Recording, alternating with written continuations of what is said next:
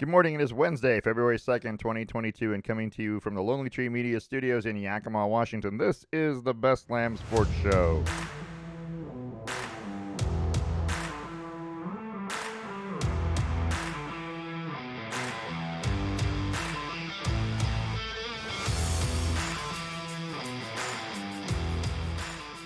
Happy Groundhog Day to everybody. I'm your host, David Lamb, and with me is my son, Parker. Say hello, Parker.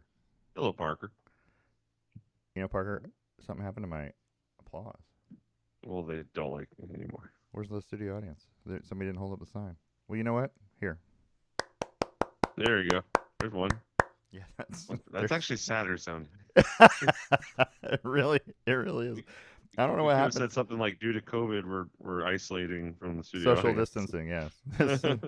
This was not filmed live in front of a studio audience. That's right. Sorry about that. If we didn't have a technical difficulty, it wouldn't be right. So, True. we are streaming on YouTube. We're on Twitter at Lamb Sports, on Facebook under the Best Lamb Sports Show. You can send us an email, lambsports@gmail.com, and please check out our webpage, which is also lambsports.com. You can find links to the past shows and the current trivia question on the website. The Super Bowl is all set. Mm-hmm. It's not what we expected, but it is. No. It is there. But it's not bad. No, it's gonna be interesting. The Australian Open crowned some champions over the weekend. The United States men's national soccer team was in action, World Cup qualifying action over the weekend. Tom Brady made an Instagram post. We'll talk about that. That's the best way I can put it. And then we're going to talk about Brian Flores, the former head coach of the Miami Dolphins. So big news in the NFL. Well, in the sporting world in general. We'll see where it goes, but we'll talk about it here in the second half of the show. So the first segment of the show, as always, is brought to you by The Range in Yakima. The Range is Central Washington's premier indoor shooting destination. At 34,000 square feet, The Range is an all-inclusive facility offering firearm training, retail sales and supplies, full gunsmithing and repairs, custom builds, and Cerakote services, all under one roof at The Range. Open Tuesday through Saturday from 10 to 7, Sunday 11 to 5. Go see our friends at The Range, 1701 Garrettson Lane in Yakima. Phone number is 509-571-1449. Make sure you mention the Best Lamb Sports Show. The Range, educate, equip, and empower. I don't even know your address, but I know 1701 Garrettson Lane. Yeah, I mean, that's the one. It's the one, and you don't know 3827 Fletcher Drive and 210 Oak Street. You should know all of those because the vineyard at Broken Boulder. Oh my gosh. Anyway, yeah, this is sticking in your head forever. And the phone numbers, Wine 750. You're gonna remember that stuff. I mean, if you listen to the show, it. Mm-hmm. All right, let's talk about Australian Open tennis that happened over the weekend. Crowning a couple champions. Rafael Nadal was the men's champion. What do I want to say? He won his 21st Grand Slam title, breaking a tie with Roger Federer and Novak Djokovic, who each have 20 Grand Slam titles. And on the women's side, it was Ash Barty, and she is the first native Australian to win the women's title since 1976. First one to play in a final since 1980. So, Drought. If you look at the history of the Australian Open, you go back and the first 20 of the first 22 were Australian. Because that's all. That's the only people that played in it for the most part. It was British and Australian. Everyone could make it out to Australia, right? And then you look at the last 20 years, and there's none. I mean, there's just no Australians. But anyway, congratulations, Rafael Nadal's been around for a couple Sundays now, and 21 Grand Slam titles is a lot. Roger Federer both the other two are still active, by the way. Roger Federer and Novak Djokovic. Novak might not be if he never gets vaccinated, but Roger Federer is nursing an injury, so he could still play and still win at some point in time. They're not getting any younger, those guys. I think Nadal's 37. So, is he really that old? Yeah, he's been around a long time. You just don't realize it. I mean, he didn't start getting really successful until he was almost 30, so like 28 or 29. But anyway, that's going to bring us to the Best Lamb Sports Show trivia question, brought to you by Stone Wine Estates. It really needs to be shorter. It really does. The trivia question is this: since 2000, all right, that's 22 years now. only 7 men have won the Australian Open men's singles title. Right? 3 of them are Rafael Nadal, Roger Federer, and Novak Djokovic, who have combined for 17 of the last 23 championships. Yeah. Can you name 2 of the other 4 guys to win the Australian Open Championship since 2000? Can I do it right now? Yeah, go ahead. I'm going to go with Roderick and Murray. Andy Roddick? Andy Roddick. I keep calling him Roderick. I've been doing that for so long. Yeah, those are my guesses. So you pick the Andes. Andy Roddick and Andy Murray. That's right. I like it. All right. Those are not right, but we'll find out later. We'll find out but I put my guess out there now. I like it. We'll talk more at the end of the show. So I will come up with the answer, and you'll be excited. So you said that since 2022, only 2000. 2000. You said only 8. Oh, 7. I get what you meant now. There's only 7 men. So the way you said it made it sound like only 7 men have won it. The other 15 tournaments were won by not men. For the men's singles. That's the way I heard that, and I was like, wait, what? No, only 7 different men. There have only been 7 different men. There you go. I should have put different in there. No, there has been no women champions of the men's side of the. I gave a pretty audible. What? Only 7 different men have won. It's early. It was not prepared. That's okay. We're all good. Let's talk about the AFC Championship game. That was the first game on Sunday. Cincinnati is going to their first Super Bowl in forever, with thanks to a 27-24 win in overtime against the Chiefs. And I'll be honest with you, as soon as it went to overtime, the Chiefs are going to win this because that's what they do. They beat the Chiefs too, and then they won the toss. They beat you in overtime. There's no way they were going to lose that football game, and they did. Evan McPherson hits a 31-yard field goal in overtime to send Cincinnati to the Super Bowl. The Bengals were down 21-3 and 21-10. It was 21-10 just before the half. And Kansas City had the ball, threatening to score. That pass from Mahomes to Tyreek Hill that was slightly behind him out in the flat on the last play of the half with no timeouts. Yeah. That momentum-wise, that was a killer. Yeah, that was pretty bad. It definitely could have sent him into the half with obviously a massive lead, but with a lot of momentum. Yeah. Yeah. I mean, I'm not saying, but 28-3 should be a. Should be a winnable lead. On the start of that next drive, too, coming out of the half, he led Tyreek Hill too far on another play where if Tyreek Hill catches it, it's wide open space. For about 40 yards. That's true. So he was not on it. The second half, they didn't look great. Kansas City. Their drives were literally 5 plays with a punt, 5 plays with a punt, 2 plays with an interception, 3 and out, 3 and out, and then that field goal to tie the game. At the end of regulation, and then the first play in overtime, or the first series in overtime, 3 plays interception, and let's be honest, it was a pretty good defensive play to get the interception. Right. But it was.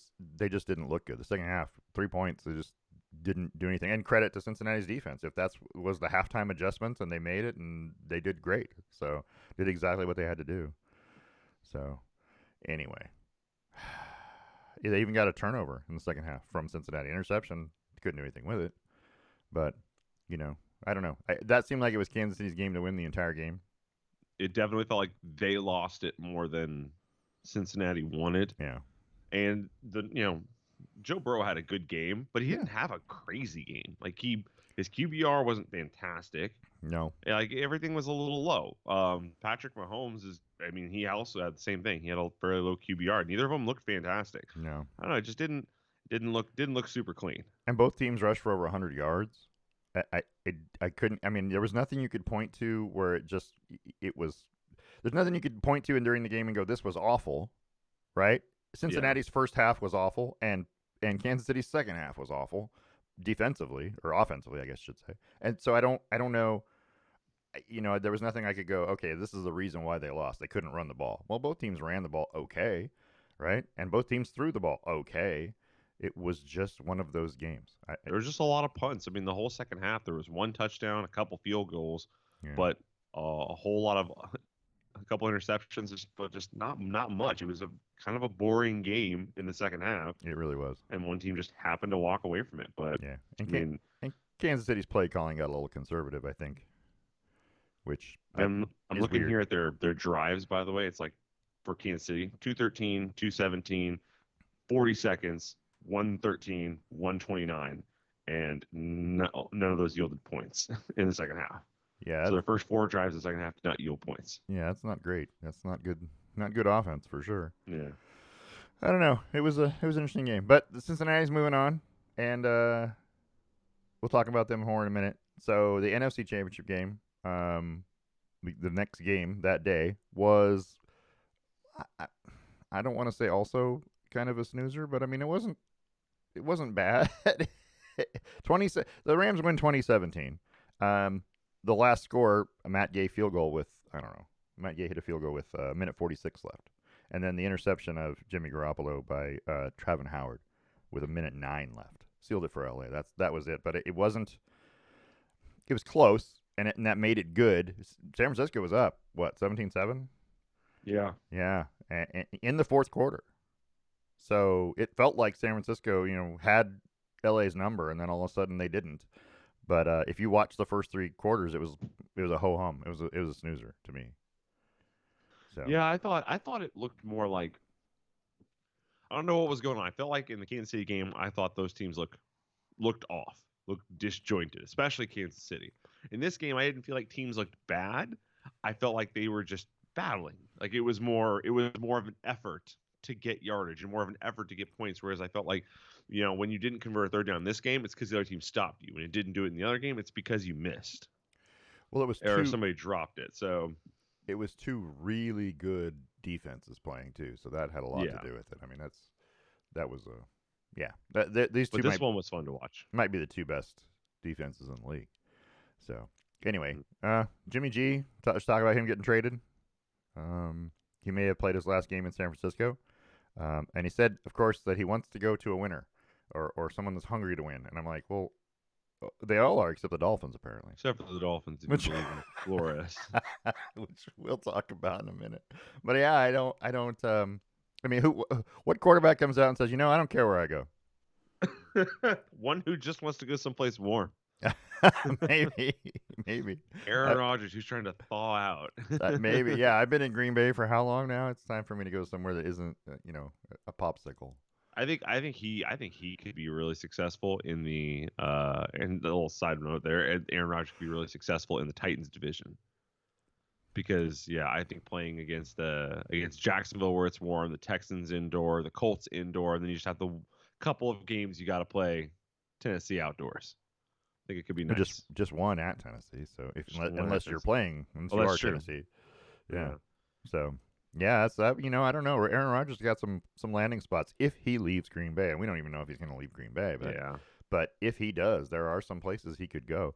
I mean, Tampa Bay has an opening. True. Just saying. And they've got pieces. And they've already talked about him going to Denver. And one of the guys on one of the more than welcome. One of the sports experts said that would be a death sentence for him. And I was like, Denver? I don't think it would be terrible. Not that bad of a team. Well, Jeez. I mean, I know, right? So we haven't been good, but take it easy, guy. I know. I'm with Aaron Rodgers. That guy's a bum. But look at the quarterbacks that Denver's had. So I mean, you had to deal with some. They haven't been exactly, world class. So anyway, I don't know. And it's an off year, which means that, or it's an even year, which means Garrett Bowles is about to play out of his mind. Because when it's odd numbered years, he leads the league in holding penalties. When it's even numbered years, he's a Pro Bowl. He's a Pro Bowl offensive tackle. You can only find stats like that here on the Best Time Sports Show. In-depth knowledge of the Broncos and the Dolphins, if you want it. We got it. Also, so Matt Stafford threw for 337 yards in the championship game. Cooper Kupp, 11 catches, 142 yards, 2 touchdowns. He's good. If he doesn't get, if he isn't a very, very, very close third in the NFL MVP voting, then something's wrong. I know it's a quarterback league. I get it. But I feel like this is a good year to give it to a receiver. Without him, what would they be? I mean, holy moly. So, yeah, but Tom Brady just retired, so. Oh, absolutely. Yeah, he's probably going to get it. It's an honorary award now. Yeah. This year we're handing out the Tom Brady MVP award. Is there a name on so now here's something I don't know, and this is a question. Is there a name on the MVP award? If there isn't, do you think they should name it after Tom Brady? Well, that's what I'm saying. They probably will, won't they? I mean, wouldn't you? This is. I don't think there's not a name on it. It's just called the Associated Press NFL Most Valuable Player Award. I think it's about to become the Tom Brady NFL MVP award. I would guesstimate within a couple of years I just hope they keep the associate so it's long, like the Tom Brady Associated Press NFL Most Valuable Player Award. The San Diego County Credit Union Poinsettia Bowl. Yes, they should make it something hard to pronounce. Which, by the way, Peyton Manning has won the most times with 5. No big deal. No big deal. And NBD, just Peyton Manning doing Peyton Manning things. Yeah. Yeah, I think they should. I think they should. I don't think you can keep them from doing it. Some things will get named after Tom Brady because that's what they do. So name the Tom Brady Super Bowl. Maybe I don't know. Rename the Lombardi the Belichick. Or maybe the Super Bowl MVP award will be named after. That's fair. I mean, they could do that because nobody. We'll talk about Tom Brady here at the end of the show. So hey, if you're a Bengals fan, I think you're happy that the Rams won. Here's your first little bit of nuggets for Super Bowl trivia. The only 2 other times Cincinnati has been to the Super Bowl, 81 and 88, they got beat by the Niners. So I feel like they're probably happy that the Rams and it's not them. But the Bengals and Rams are going to play at SoFi Stadium in LA. That's Sunday, February 13th, 3:30 p.m. Pacific on NBC. The Rams are going to open as a 3.5-point favorite. So there's that. The NFC leads the AFC 28-27 in Super Bowl wins. The AFC North teams are 8-4 in Super Bowls. NFC West teams are 7-8 in Super Bowls. So, not that it means anything, just telling you. And then in Super Bowls played on the West Coast, which this one is, the NFC is 7-5. Right? The NFC is also 12-8 indoors in Super Bowls, and we're going to wonder, does this count as an indoor game? Kind of. If there's actually no, I'm going to go with no. It's covered. If you have natural wind, which it can, I guess it's kind but of no wind. And you can't have rain or snow. You can't have rain or snow, but you can have wind. Like if there was like 50-mile-an-hour winds outside, it's going to come into the stadium. It's going to make a whole new betting stat, a whole new, betting nugget, hybrid games. Well, so that's what they were saying in one of the games where they had that like delay against I think it was the Raiders. The Raiders were playing the Chargers and they had a delay. They were saying that it was about 15-mile-an-hour, 20-mile-an-hour gusts, and it creates these little swirling effects on the field with the way it comes into the stadium and drops down. Yeah. So yeah, I think that makes interesting kicking. That's for sure. But I want to say it's outdoor, because the wind. If you factor in, if wind is ever a factor, you're kind of playing against the elements. But I don't know.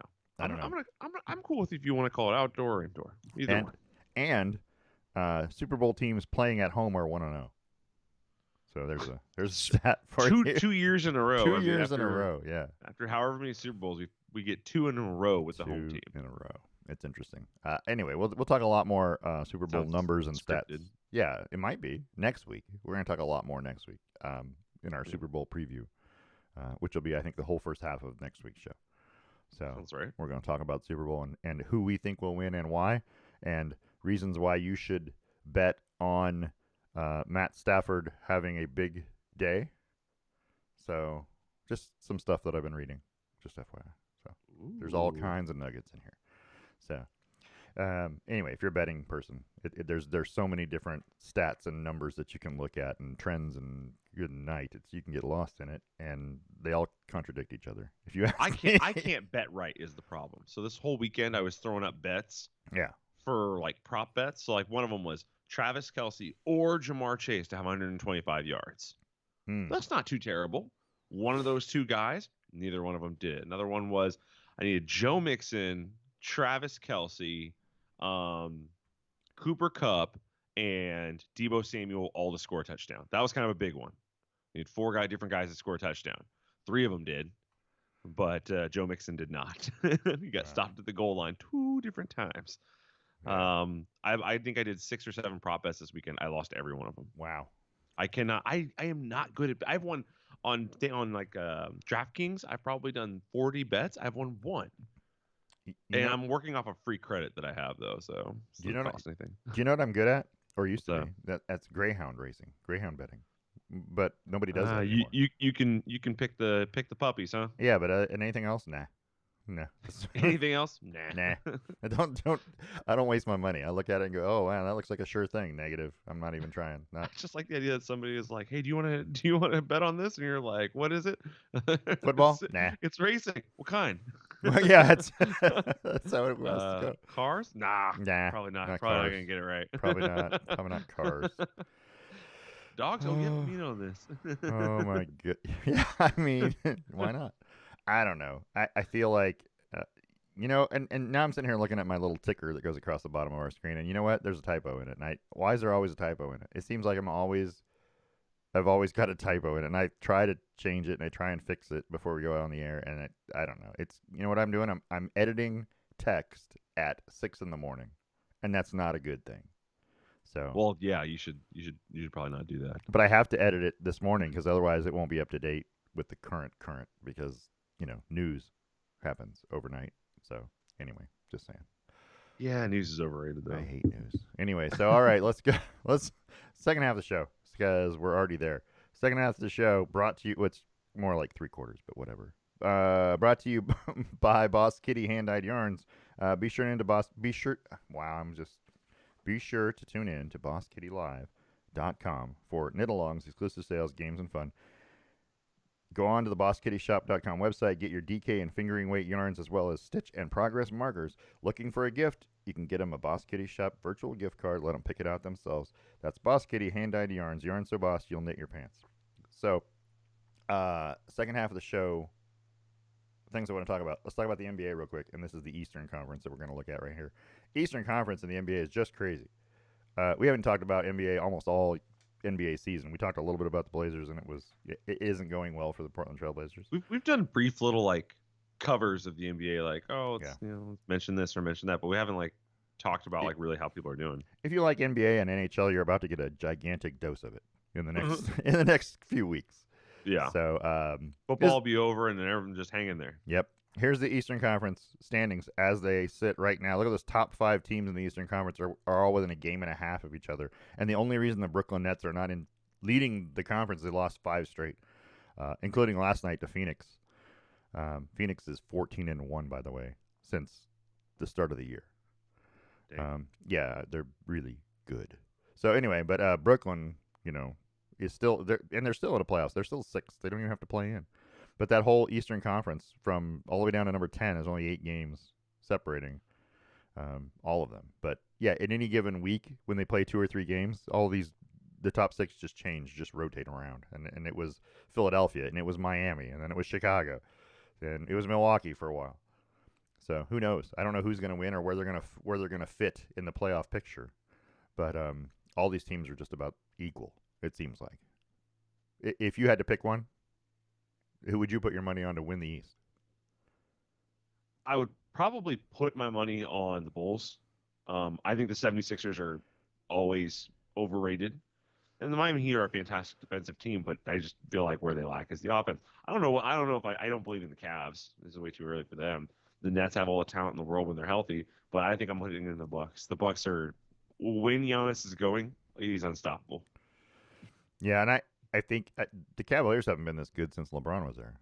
So it's definitely been a minute.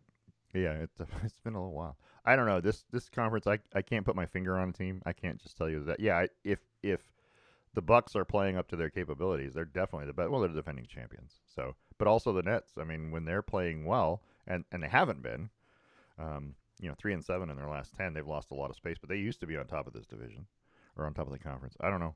I can't tell you in the East. It just baffles me every time I watch the teams play. This week it's the Bulls beating up on somebody. Next week it's the Heat beating up on somebody, and I don't know.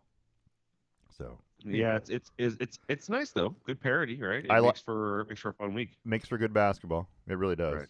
The West is pretty much Phoenix and Golden State, guys. Yeah. Like, if you haven't been watching the West, Phoenix has won 11 straight. They're 14-1 since January 1st. And that's ahead of the Golden State Warriors now at full strength, who have won 7 straight. They're 3 games up on them. So I don't know. Those two have the best, home records in the NBA, 22-5, 24-4. You can't beat them at home, hardly. And Phoenix is 19-4 on the road. So Phoenix has played well this year. That's for sure. And Yeah. they look better than last year, and last year they looked really good. Yeah. Yeah, it's hard when you got a Golden State Warriors team that has all their players back, Clay and Steph and and they're they go 8-2 in 10 games and you gain 2 games on them in the standings. You're doing something right. So, Memphis is playing a lot better than I thought Memphis would at this point.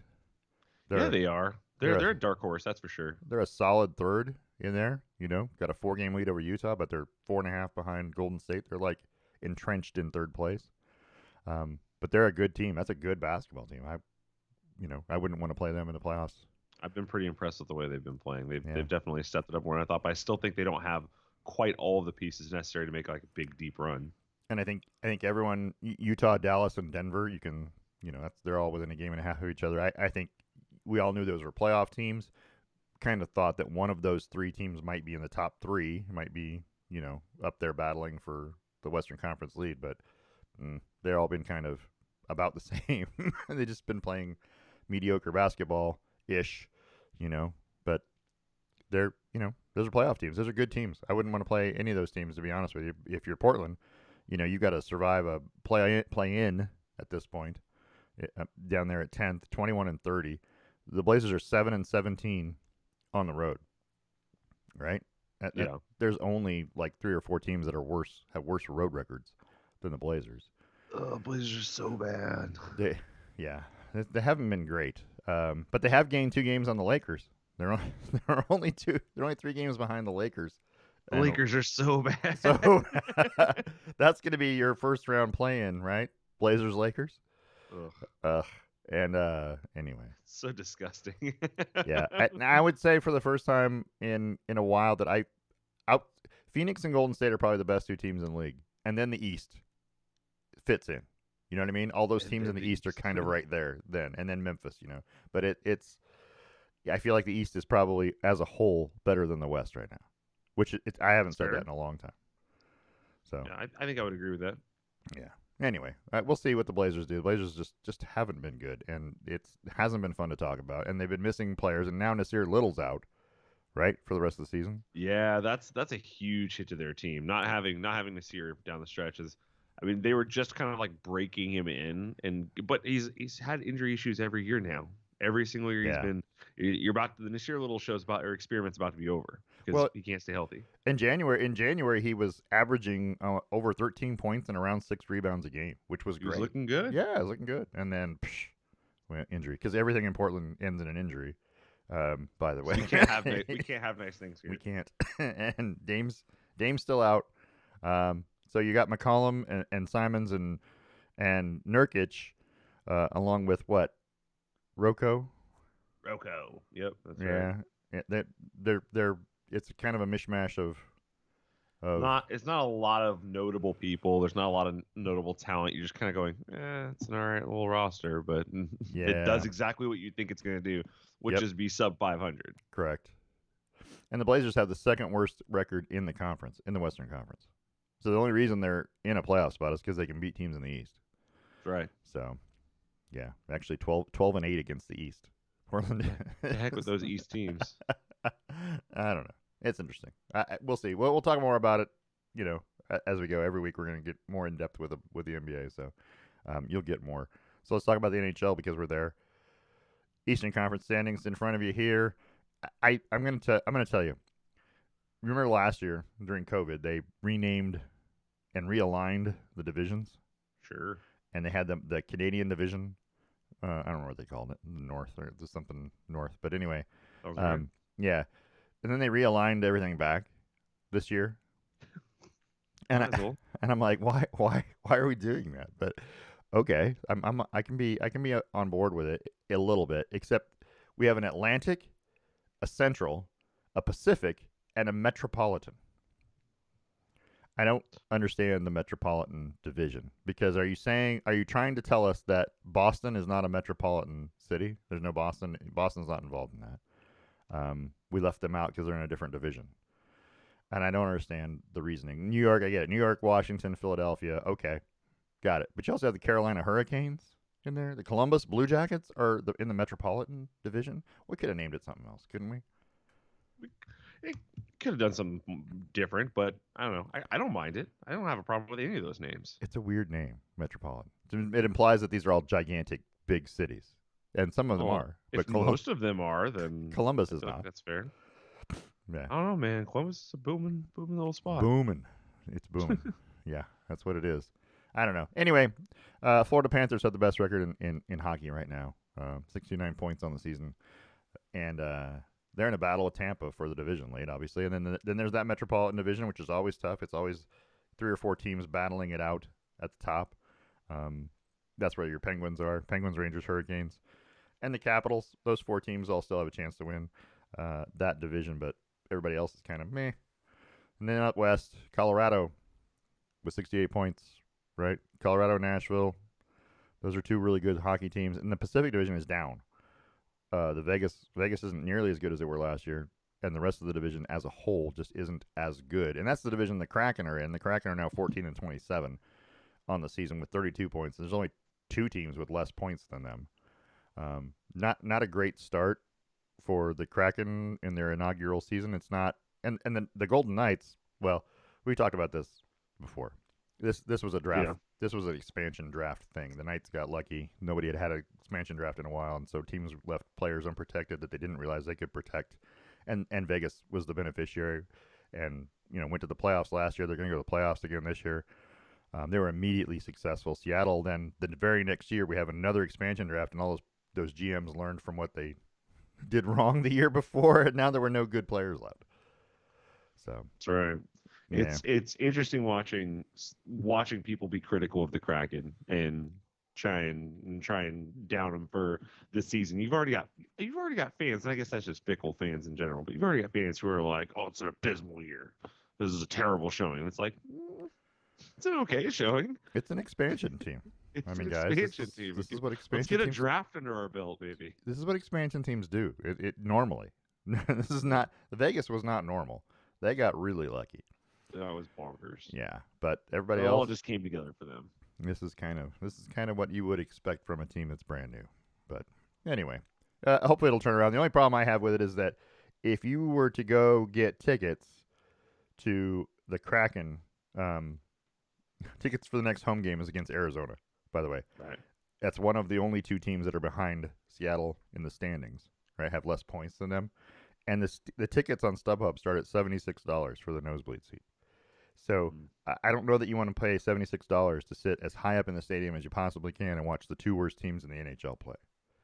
That seems like a lot of money, but what do I know? Definitely seems a little high. Yeah, but that's just kind of how the season went. That's probably down from the beginning of the year. If you probably bought this ticket at the beginning of the year, it was probably $200.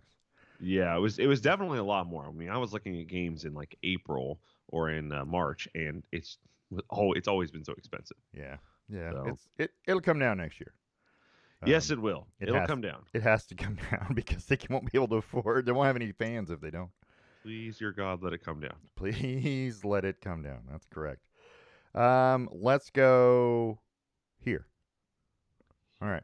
Let's go here. Let's talk about the Men's World Cup qualifying. So they played El Salvador on Thursday, the U.S. men's national team, and they won 1-0. And then they lost to Canada 2-0 on Sunday. And they're currently in second place in the standings. But it's that loss to Canada, they lost and they tied. It was their first loss to Canada in many, many moons in qualifying.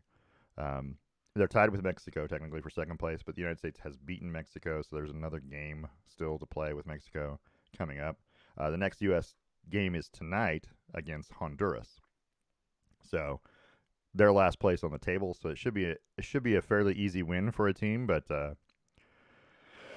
with the United States team, you never know. I mean, do you ever feel comfortable lately in the last, 3-4 qualifying years? I just don't feel like they're that team, like they're going to be a dominant soccer team.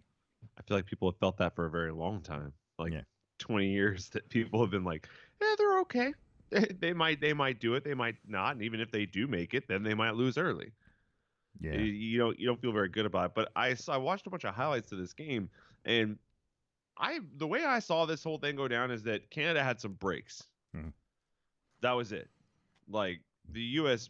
It felt like the U.S. men's national team dominated most of this game. Like they held on to the ball, they did a lot of things right, but just every once in a while it would not go right very fast, and Canada would score. Yeah. So I mean, losing 2-0 is never good, but I think it was the best 2-0 loss you could have. So in terms of your play, and what you see about Canada is they have a team with a lot of speed, and they're very good at counter punching. When you make a mistake, they're very good at making you pay for it. They're United States needs to be better in possession. They need to hold on to the ball better, and they don't sometimes. Sometimes they make some just stupid passes and turn the ball over in bad spots, and that's what happened in that game. And it's just what the United States men's team does. You watch European soccer and watch the UEFA qualifying. You watch those kind of things, and you'll see really good possession of the ball. And those teams that don't hold on to the ball, they get punished. They just get beat. And the United States at times looks like one of those teams, and then there are just those letdowns. There's 4, 5, 6 of them a game where they just turn the ball over in a bad spot, and the other team scores. They make you pay for it because you can't make a super bad pass in your own half of the field, to a guy that's streaking the other direction. He just slides in and takes the ball. Anyway, yeah, it's what I've noticed from the men's national team for quite a while. Their defense is never solid the whole game. It doesn't seem like there's always that opportunity for the other team, which, Anyway, I don't know. We'll see. There's more. There's still more games. You gotta prepare for those few moments that it's not gonna go your way. Yeah, there's 14 games in qualifying. So there's 4 games left for the United States. The scary part is that there's 4 teams right now that really have a chance to advance automatically. And Panama and Mexico are right behind the United States, and it just that scares me that the United States is going to drop a stupid game like this one against Honduras coming up. They're going to play poorly and lose a game 1-0 that they should absolutely win, and then where will you be? You'll be looking up at everybody else or having to play in. The 4th place team in the CONCACAF has to play in against another league to get into the World Cup. And the United States, the CONCACAF is not loaded. These teams are not. Mexico is traditionally very good. They are down this year. They're not as good as they normally are. Panama is one of those teams also that can be very good. Was in the last World Cup, but CONCACAF as a whole is not Europe. It is not. It's not South America. Those teams will eat you alive. And so struggling to get out of your own region, out of your CONCACAF is terrible because you need to be dominant in that region if you're going to have a chance to beat all those other teams.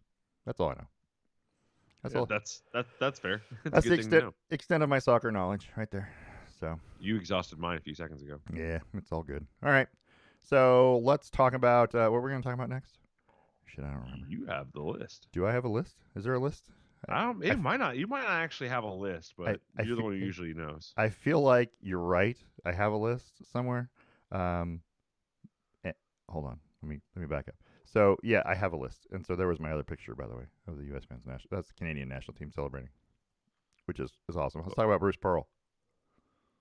Okay. All right. Bruce Pearl, the head coach at Auburn for the men's basketball team, just signed a contract, 8 years, $50.2 million. It'll keep him the head coach until he's 69 years old, unless something happens.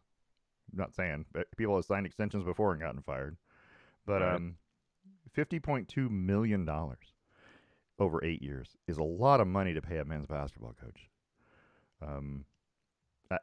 Does he make more than the football team head coach? Is he now the highest paid? I don't even know who Auburn's football team's head coach is. Is he? But here's my question. I think Nick Saban is the highest paid public. What do you want to call it? Public figure in Alabama. Not public. That's the one I'm saying. Like government.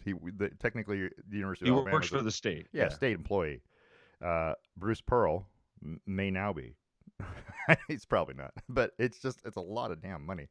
If for those of you who don't remember, he was the coach at Tennessee, and Tennessee had a lot of success, and then he ran into some recruiting issues and got fired and punished by the NCAA, and then got hired by Auburn, and he's a great basketball coach. There's no doubt. He has won a lot of basketball games and taken teams like Tennessee and Auburn to places where they probably shouldn't have been. And before that, it was Milwaukee. He was at the University of Milwaukee, where he was 86-38. He was 145-61 at Tennessee, and now he's 158-93 at Auburn. His career coaching record is 620-238. That's a 72% winning percentage. Not bad. It's fairly decent. And he took an Auburn team his first 2 years that won 15 games and 11 games. And the last few years, it's been 18, 26, 30, and a Final Four appearance, 25 in 1920. Yeah. So he's been. And last year they were ineligible for the thing, and they were 13-14. But this year they're 20-1. So this is a team. About the guy, he knows how to coach. He does. He took Tennessee to the NCAA tournament 6 straight years, all the years he was there, and they won at least 19 games every year. They were 31-5 in 07-08. This it's great. I mean, he is a great coach. I guess the questions that come up are how's he doing that at these places that weren't traditionally basketball powers? But I don't know. I'm that conspiracy guy too, right? So I always. It's not like he's not ever doing it with basketball talent. It's true. Right? And it's funny because all the success he had at Tennessee, all the trouble he got in from the one visit with a player who ended up going to Ohio State, didn't end up helping him, but he was still successful. That player who got him in trouble still didn't come there and play. Right. So it's interesting. There's no doubt that this guy is probably one of the best basketball coaches that there is. Yeah. He just might be grabbing players in some less than ethical ways. But now with NIL, who knows? That might not be a problem for him anymore. And that's something we need to talk about too. The NIL thing. Did you hear Lane Kiffin's recent comment about? He calls himself Portal God or whatever. He's talking about it creating a salary cap. The NIL verdict, since you can now, as he says, you're paying players to play. Let's call it what it is. He goes, you created a salary cap where those teams that can afford it get the best talent, and the teams that can't. He goes, because we can't afford to pay as much money as other schools. So yeah, he's not mincing any words, and I do like that about Lane Kiffin. So he tells it like it is, and he's right. I mean, what you've done is create a have and a have not situation, and it's going to get further and further. The disparity between the haves and the have-nots is going to get bigger, just because when you start getting good talent, then you're going to continue to get good talent because you continue to be good, and it's self-fulfilling at that point. And so how do the bad teams, not bad, but how do the teams in the lower tier that can't afford, the level of talent that Alabama and Ohio State can afford, how do you pay them enough money to come to school for you? Gotta get that booster. I guess. That booster money. I guess. I mean, but being fair, it's not like your school's paying them. No, that's not what he's saying. But in effect, I know that's not what he's saying. But Texas A&M, who is one of the teams he calls out, effectively isn't paying anybody. Right. They're not doing anything like that. It's boosters and donors. Sure. And yes, they might be coordinating NIL deals, like helping you get them, setting up resource offices where you can go and learn about them. But they're not actually paying you. So I think that's what needs to be. I think it all needs to be go through the school. I think the schools need to be paying them, and then you can control it based on school. Well, because right now you're not going to put a salary cap on a team for a booster's donations. Right, but I think that's the problem. Is what he's saying is the reason you have this problem is because there is no oversight. You have zero. It's also brand new. Right, and that's what he said. He said it's the problem is you created this thing in the hopes of helping college players, which you're doing, but you're also hurting the competition level because you're making it so that whoever has the most money can get the best players, and whether that be a booster paying them or whatever, but it doesn't matter. But whoever has the most money is going to get the best players, because these are 17 and 18-year-old kids that are coming to college. They're obviously going to go where the money is. They're not NFL players who don't need money and can go sign as a free agent wherever they want. They're going to go play for whoever offers them the most money. That's just natural. The question tendency. is, did you think that wasn't happening before? No, but I thought they were still going to the schools where they could make the most money. Probably. And play sport. Yeah, they absolutely were. It just was illegal. Now It's not illegal. There was a chance of being caught. Slightly more upfront about it. Yeah. Now there's no chance of you getting in trouble for it. It makes it even worse because at least at some point in time, somebody would be thinking would have to follow certain rules so they don't get caught. Now they don't care. Now it's just blatant. So yeah, that's where you're going. I'm not saying it's wrong. I'm just saying that it's part of this transition from not paying players to paying players. The NFL didn't have a salary cap, and then they did. Why? Because competitive balance. You're going to have to do that at some point. You're going to have to. Right about time Nick Saban retires. Otherwise, you'll have 6 teams, and the rest of the teams will have nothing. Yeah, it'll be, like I said, it'll be right about the time Nick Saban retires. Okay. Once there's no defined power in college football anymore, which will really be really hard to get, that's when they'll do it. That's when they'll actually start making rules and things like that. Nick Saban needs to get out of college football because he's the one who's holding back a lot of big decisions from happening. He's the one who's holding back the expansion of the playoffs. He was the one who was holding back, the NIL stuff. And he needs to leave. He's holding it the way it is so that way he can be as successful as possible with the rules. Yeah, it would be nice. It would be interesting to also see when he leaves to see how good Alabama still is. If it's still going to be that school or if something's going to happen. And if that is still a desired job. Right. Like if it's a huge deal, should I, do you really want to go coach Alabama or do you want to go to a bigger city? Do you want to go someplace that's a little more, prevalent? But yeah, well, I don't know. That's a good question. So let's let me see what else I got on here. We're going to skip over that for just a minute. Let's talk about Tom Brady. Tom Brady. On Tuesday, he announced via Instagram, which I find interesting, his intention to retire from the NFL. Right. Why was it Instagram? Why would you not have a press conference? Yeah. I mean, he can do what he wants, but it's free. It's weird to me. It's a weird thing that you didn't actually go out and have reporters that could ask you questions. He just made a statement and I'm done, which is great. But if you're going to do that and you're trying to be low key about it, then do it after the Super Bowl.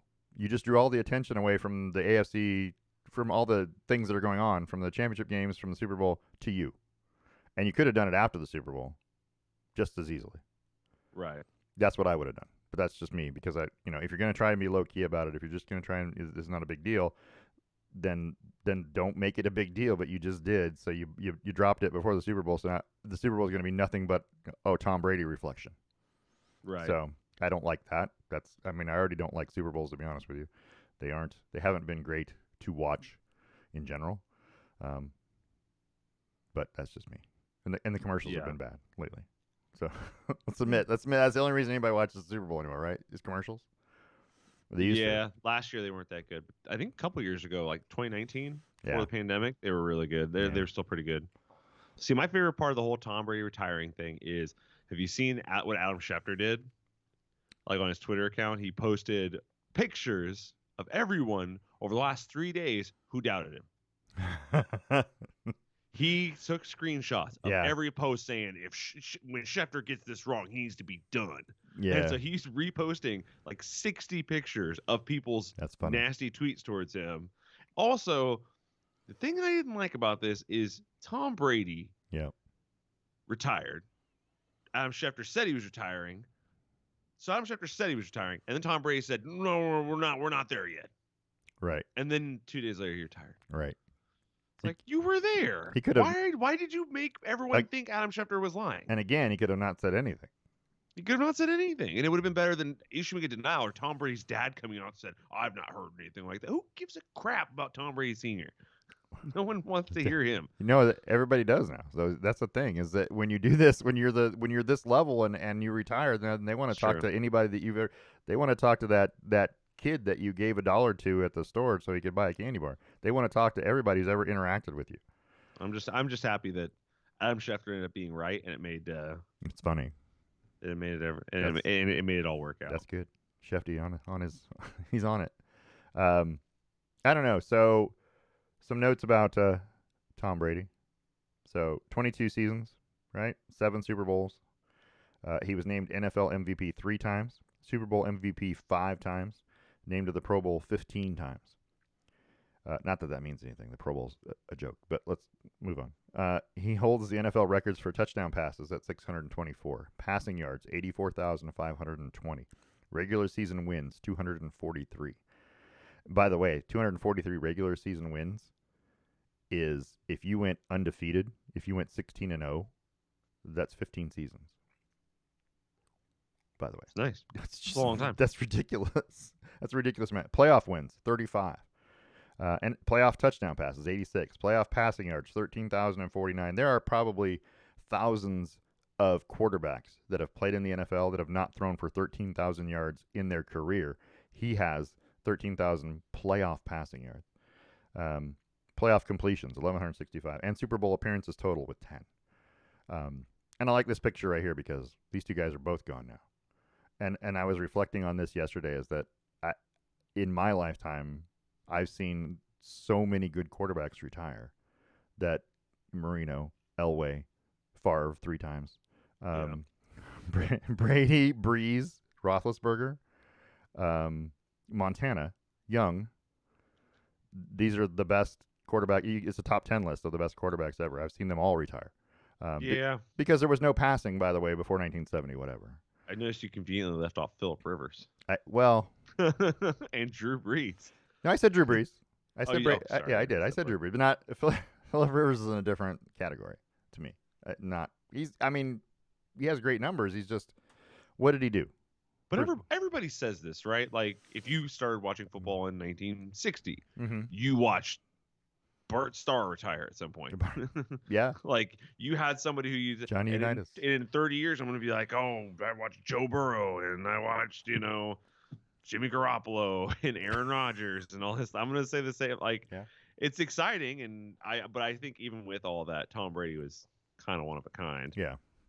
Yeah. Amongst all those great quarterbacks, this guy was probably still better. Yeah.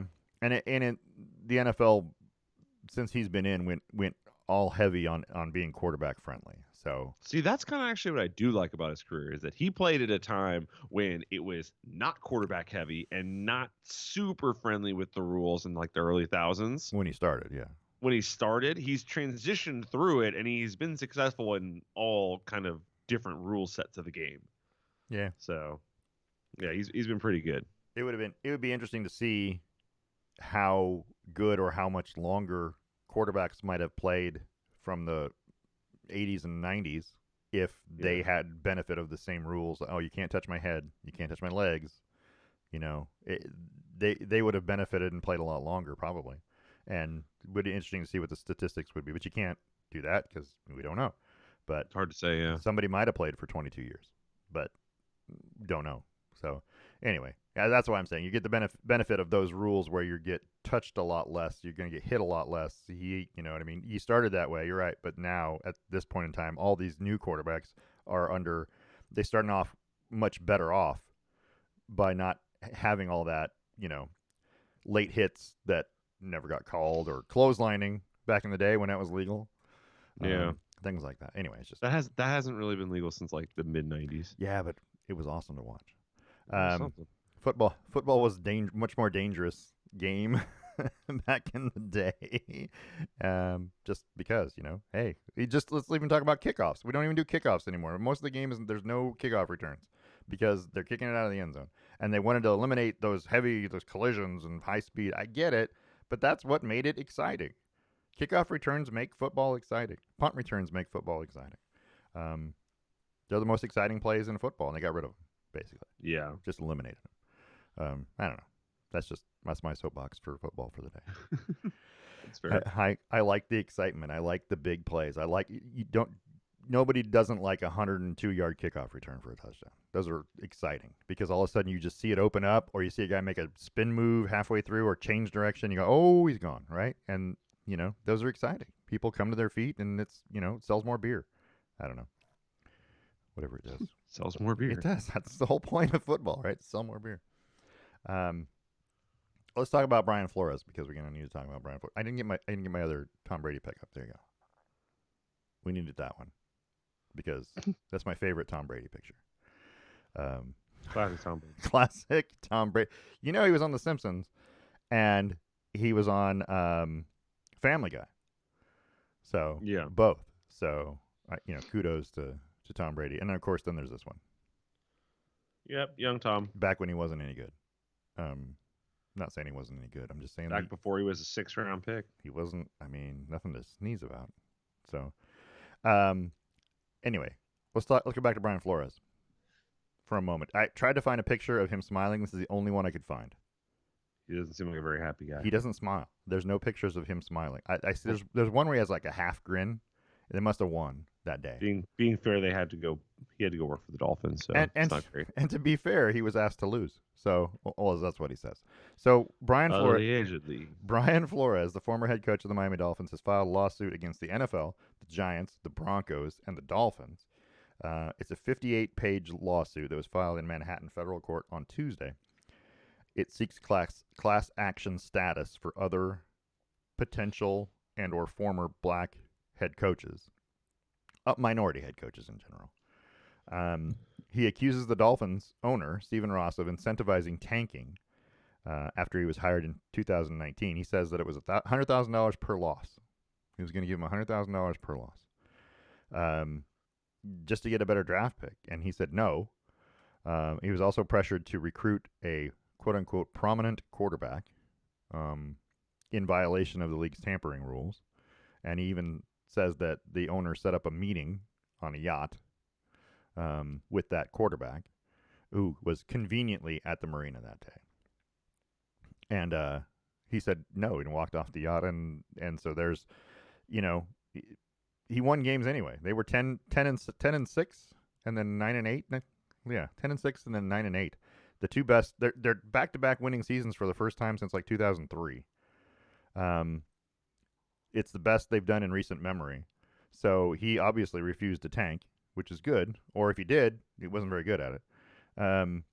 But those things are bad for the sport if it's true. Sure. And then we're also talking about, well, first of all, what's your feeling on tanking in general? A lot of people do it, but it's unless you really, really, really try, you're never going to stop it. Like, there needs to be the only way to stop tanking is to change how the draft is done. The worst team should not get the first round pick. Maybe make it like a lottery, like the NBA has it. That helps stop tanking a little bit. Random in general. Yeah, a little more randomized. Maybe more entries into the lottery for teams that are worse, but no guarantee. I mean, it could still end up being Tom Brady's team that gets the first round pick. It could be. And people are going to call it a conspiracy. But yeah, I don't like tanking, but I understand that it's a necessity for some teams to get better. So especially when there's as few good quarterbacks as there are, like we talked about it last year. Yeah. Remember the Cincinnati Bengals went out and won a game, and you were like, oh, how did they win this game? I'm like, it's because they're tanking, and they wanted to squeak one out to make people know that they could still hang if they tried. Sell tickets for next year and that sort of thing. Or sorry, that was 2 years ago. Yeah. But it's all the same. Everyone does it, and I mean, except for the Broncos, they can't figure out how to tank. They keep winning freaking 5 games and taking themselves out of position. Well, so. And that was like the Lions did earlier this year. They won a couple games, and I'm like, why will you win a game? Why would you go out at that point when you're 1 and whatever? Why are you even trying to win a game at that point? What's the incentive to not be the number 1 pick? Why would you want to be 2 or 3 at that point? If you're already going to be 0 and 10 or whatever they started out the season, just lose them all. But they didn't. So to their credit, they kept playing and they won a couple games. And but still, yes, tanking is a part of the sport. I think it happens in every league, but it's usually a team that's already bad that's trying to tank. That's not, or at least not great. Asking a team that a guy who has a team that's capable of winning 10 games to tank, why would you do that? I mean, why wouldn't you just try and win 12 games instead of win 10 games? Why would you not? I mean, there was no incentive to do better. That's just it. He was in defiance of being asked to tank. Right, but my question is, the owner at that point has to assume that his team is terrible.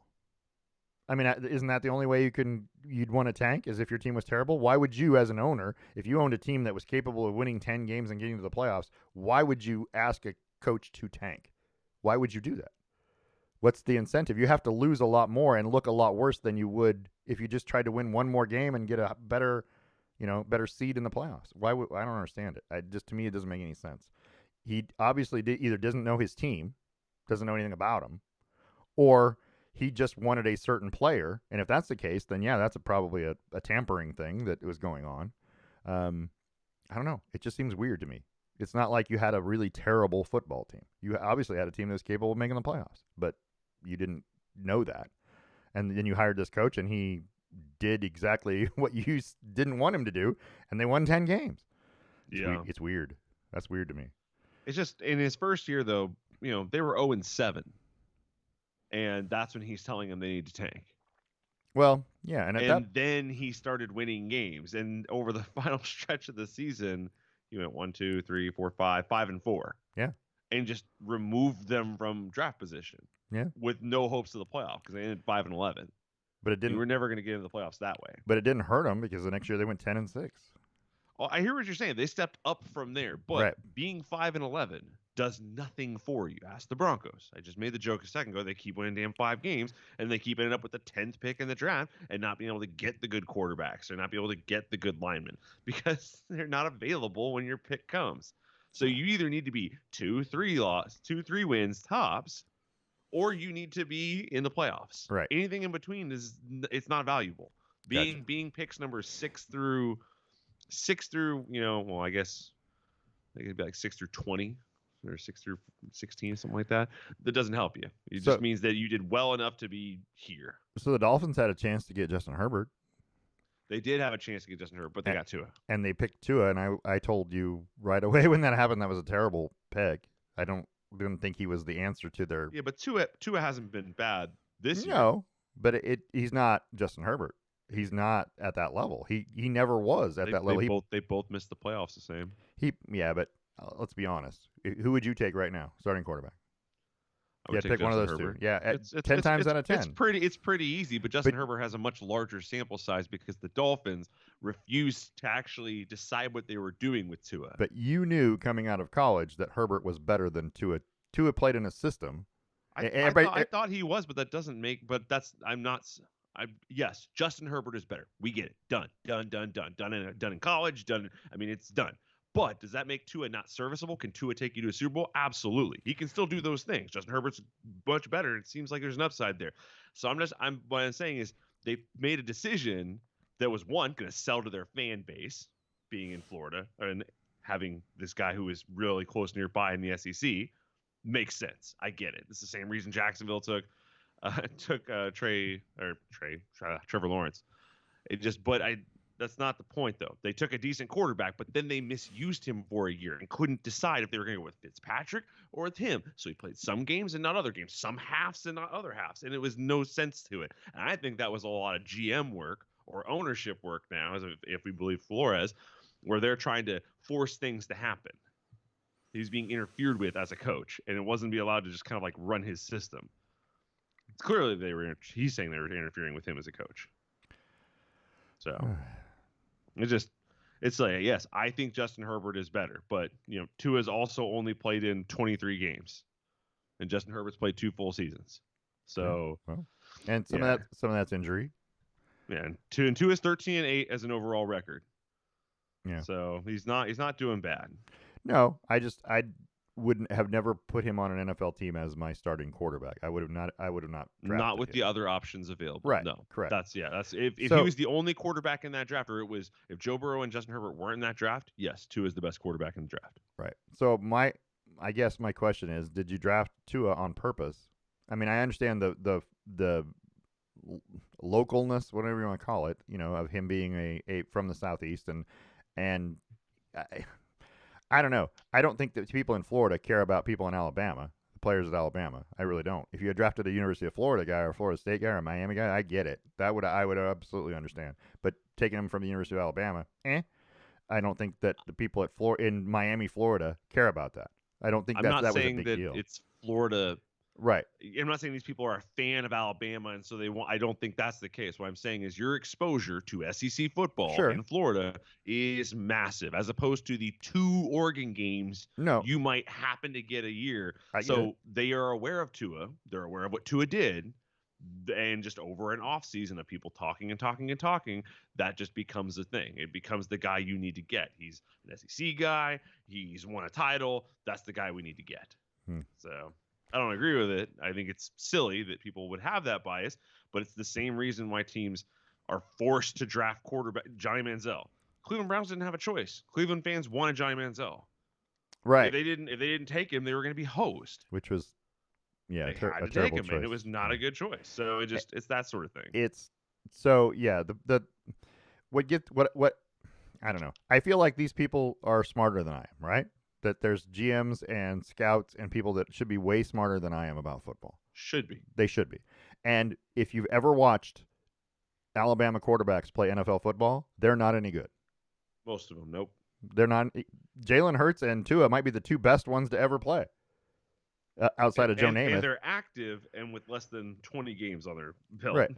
Outside of Joe Namath, they might be the best ones to ever play football. You can't name me another one that played NFL football that was great, decent maybe, but.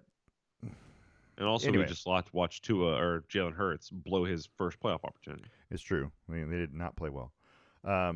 But again, he's a rookie. Well, not a rookie, but he's a rookie in the playoffs. His first playoff game. You just don't know how teams are going to perform. And let's be honest, we didn't think Philadelphia was going to beat anybody in the playoffs anyway. But no, I mean, I thought Tom Brady was going to be in the Super Bowl again. So. Yeah, I thought they would compete a little better. Yeah, but anyway, it's weird to watch these drafts when you watch them draft a player and you go, why? Why did you take that guy? And it might have been his strategy all along that maybe he wanted to have quarterback confusion. If he wanted the team to lose more, after that first season, maybe he was still trying to get them to tank. I don't know. It's weird, but we don't know if any of that's true and how they're going to prove it is the question, right? Yeah. Because right now it's kind of a he said situation. Unless he's got some proof. He's got text messages from Bill Belichick about the New York Giants interview. That's the other part of this is that he was interviewed by the Giants. I'm not sure that makes any sense. He was interviewed by the Giants for a head coaching job, and he kind of says that it's the reason that the Giants and the Broncos took those interviews was because of the Rooney Rule, which requires you to interview a minority candidate before you make a hiring decision. But he's basically saying that they only do it out of courtesy. It's because of the rules. The only reason they are even interviewing anybody. They're not trying to hire a black head coach. They don't want to, and they're not interested. And that's entirely possible.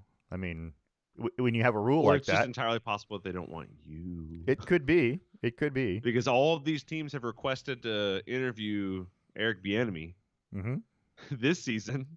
People have wanted that guy for like 3 years, but no one's been able to get him to leave. Well, that's my question. Do you think he doesn't want to be a head coach?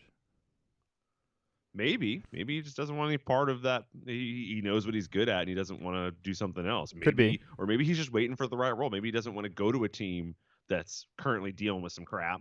Could be, and yeah, I don't know why he hasn't left sooner because he's definitely had job offers. Yeah, but when we talk about the guys that have been hired for these coaching openings so far, they're all white. Right? I mean, there's a stunning lack of diversity in NFL head coaches. It's true. Right. I mean, there used to be more. I mean, Tony Dungy, Herm Edwards, those guys all used to be NFL head coaches around the same time. There used to be more. There are less now. And that's just since they made this rule. It has actually gone down. The number of black head coaches has gone down. But I don't know. I don't know. So we're talking about that. How do you feel about Nathaniel Hackett becoming the Denver Broncos head coach? I feel like he's a good decision. I don't love his offense in particular, but I've also watched his offense with Aaron Rodgers for a while, so I don't know how it's going to translate if we don't have a quarterback like that. Yeah. And I just think it's an okay hire. I don't think it's a splash. I don't think it's anything significant. He seems nice. Seems like a nice guy. Well, and see, and your team's getting a brand new head coach, and my team will get a brand new head coach. That's right. And the Texans will get a brand new head coach. Yeah, the Texans are still out there. Open. There's still a position that open, and so is the Saints head coaching job. That's still open. Yeah. Anyway, there's still options out there. It's interesting. The Saints is a good job. That would be a good head coaching job for somebody to land. Maybe. They still have a lot of talent. You're still Aaron Rodgers trade away from being right back where you were. Aaron Rodgers with that offense could be something. I'd be okay with that. I mean, if I was a Saints fan, which I'm not, but if I was, could be something. Yeah, I mean, it doesn't have to be Aaron Rodgers. There are other you could go out and get Russell Wilson. You could go out and get who knows who you could get to come in and play. Sean Watson. Deshaun Watson. It could. He's probably available. Yeah. I think you could put Colin Kaepernick out there and probably still do well. What do I know? I don't know anything about football. All right, let's crazy moment in sports. Crazy moment in sports. Crazy moments in sports is our latest thing, and so I want to show everybody this one. So this is our new crazy moment in sports number 2. You ready? Mm-hmm. Needs no introduction. Adesso invece è il primo degli umani. Tanto vediamo lo scalzo. Ah, mamma mia!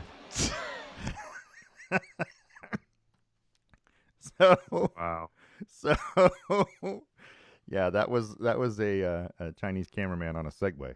Well, it wasn't even a Segway. It's like it doesn't even have a handle. It's China out here trying to take out the competition in track and field. Should we see it again? One more Adesso time. invece è il primo degli umani.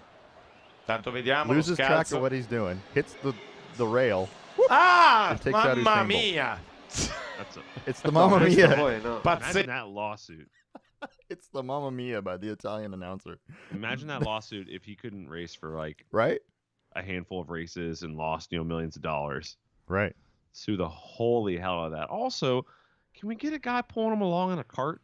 I don't. Who's actually paying attention? There's an actual rail right there, and that rail is for a camera. But he's on a free floating. This rail right here. This rail is for a camera, but he's on a little free floating. What is it? It's not like it's like a Segway, but it's not. It's like a Segway. It's like a little standing thing. You just use your body weight to lean and stuff like that. But you can see that there's a classic mistake right there. He looks to the right while driving to the left.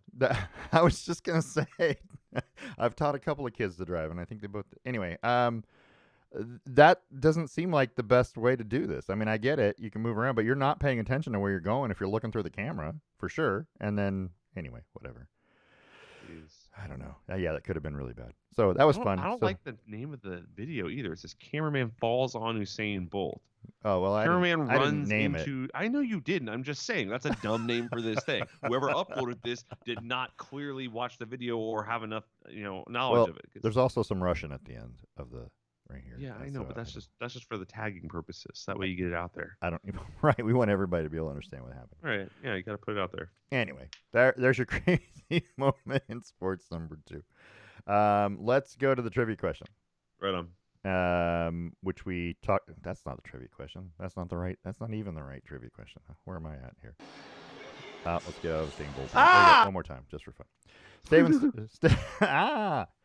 That's how I feel about our show sometimes. I feel like you did react with Mamma Mia. I'm going to say that from now on. The Best Lamb Sports Show trivia question brought to you by Stone Wine Estates in Hood River.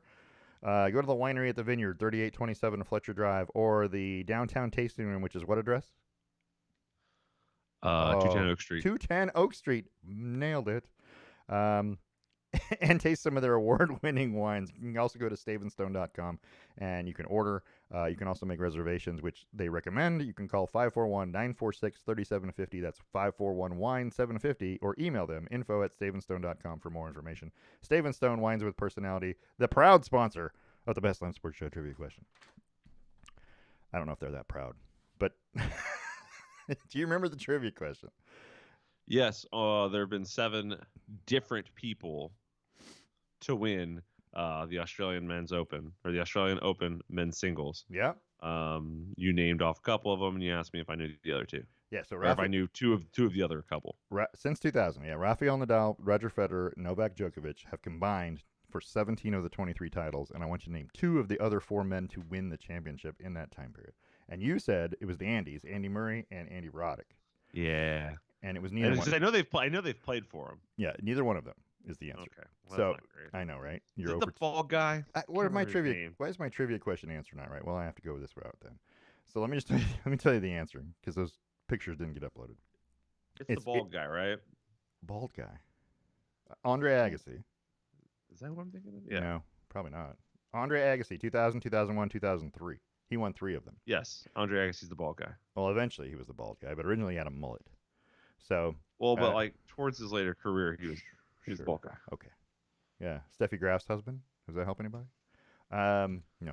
Thomas Thomas Johansson of Sweden in 2002, Marat Safin of Russia in 2005, and Stan Wawrinka, who's Swiss, in 2014. Those are the other winners. So, yeah, pretty much a What year dominant. did Agassi win it? 2000, 2001, and 2003. All right, I'm looking right now at a picture of Andre Agassi in 2000, and he was bald. Was he? Okay. For the most part, he was getting like if you let it grow out, it'd be like the Captain Picard thing. In the 90s, if you go back to him in the 90s, look at a picture. I've looked at pictures of him in the 80s. Yeah, it's pretty wild. Yeah, he definitely was big into poison. Yeah. It's a serious. I know I'm upset because I had the picture and I don't have it. Anyway, yeah. But anyway, so yeah, that's your answer. So yeah, so there's been a stranglehold by those three guys on this title. Since 2005, and that's 17 titles. Only one other person other than those three guys has won one. It's ridiculous. So anyway, that's that. You got anything you want to talk about before we go? Yeah. You do? Okay. All right. Yeah, Parker, I got a good one. This is a segment we call Your Mother Thinks I Talk Too Much. Parker has 1 minute. Go. How do we feel about the Washington Commanders? Yeah, we meant to talk about that. You're asking how I feel about them? How you feel about it? Do you think it's a good name? Not really. I mean, commanders of what? That's a military rank, right? Well, yeah. Okay. It's commander-in-chief. It's president. A commander-in-chief. That's different, though. Commander sounds like some middle officer in the Navy. Maybe. Yeah. A little bit of that, yeah. I don't know. I don't mind it. It doesn't do much. I need a logo. They have the logo. It's on their. Well, they're keeping the W. They're not moving to like an actual logo. They're keeping the W, which I don't mind. I mean, that doesn't bother me. The Bears use a C, so I'm sure they'll come up with an alternate logo at some point. But yeah, I don't. I'm not big on the logo that they have selected. That I mean, if that's going to be the logo, I don't know if that's what they're going to put on the helmets and things, but maybe it is. The jerseys look really cool. Yeah, it's okay. It's okay. The W on the helmet is. I'm not. It's okay. I think they could have gone outside the box and not done something that was. I don't know. It's weird. I don't know. I'm not a big fan of it for some reason. I still think of the Washington Generals, the team for the Harlem Globetrotters. Right. Sure. That's all I think about when I see those names. But these are the Commanders. Yeah, they're different. They're lower than the Generals. Yeah. Yeah, absolutely different. No, I don't mind it at all. It's not a crazy name, but I did read a tweet from the Daily Show that says Commanders displace natives or Redskins, and it said the same tweet from 1890. Oh yeah, that's right. That's exactly what they did. But it's I don't know. It doesn't bother me. It's not. I don't see it being offensive. It's a step in the right direction, right? I mean, even Washington football team was a step in the right direction away from something offensive. So, yeah. I mean, this isn't crazy or anything like that. I still think they should have gone with, what was the name of Shane Falco's team? They were the DC what? Oh crap. Sentinels. The Sentinels. I think that's right. I like that. That was good. That was a good name for a team. I don't know. But yeah, it's okay. I just like the way the jerseys look. I think they came out really well. They could have been the Spies, the Washington Spies, could have had all black uniforms. Yeah, but you don't want to encourage that there are spies. Well, I mean, everybody knows it, so just because you know it doesn't make it okay. Although, if you don't know it, then maybe they're doing their job. Anyway, I don't know. I just don't. Commanders, I'm not big on. It's okay, but it's. That's a fair way to say it. It's okay. It's okay. Yeah, I just feel like they could have picked something else. Or we could have picked another animal, a different animal, a better animal that was native to the area, or some other sort of historical thing. Are there bears native to Chicago? I don't know. No, but bears were. There's no lions in Detroit either. Yeah, I was gonna say. But they, those were awe-inspiring, fear-inspiring mascot. That's the reason. Bears are. You're scared of bears when you see it. Well, commanders could be fear-inspiring. It depends on the commander. Most people don't. I was just about to say, not everyone likes their commanding officers. Depends on the commander.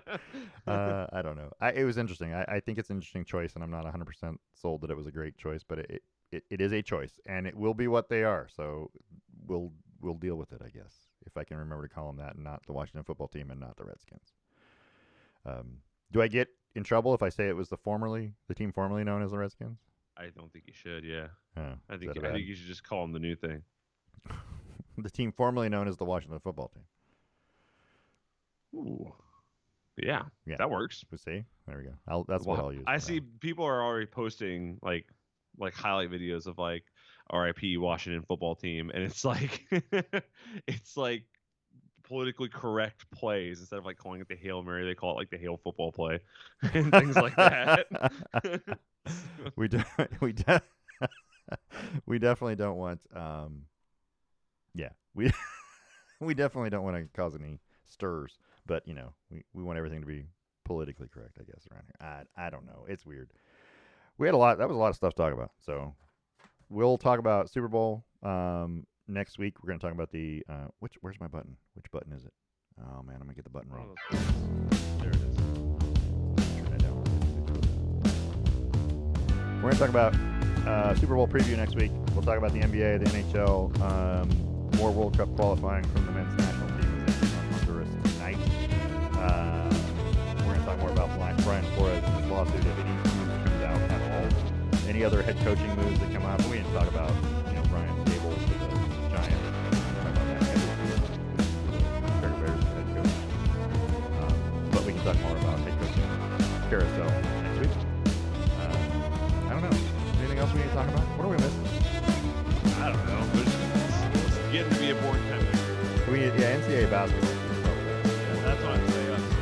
Yeah, it's going to be peaking here at the end of the month. So tournaments and whatnot. So, ahead of March Madness. Anyway, so join us next week. We'll have all of that and more. Again, we're live streaming. Well, not live streaming. We're streaming. You can catch us on YouTube every week. We're on Twitter at Lamb Sports, on Facebook and the Lamb Sports Show, and go to our website, lambsports.com. Send us an email, lambsports@gmail.com. I want to thank ESPN, the NFL, the NCAA, the NHL, ABC, NBC, CBS, Fox. Of course, our sponsors, The Range in Yakima, Boss Kitty Orange, and Staples Mill Wine Station River. This has been a Brain Rock production, a division of Lonely Tree Media LLC. Thanks for listening.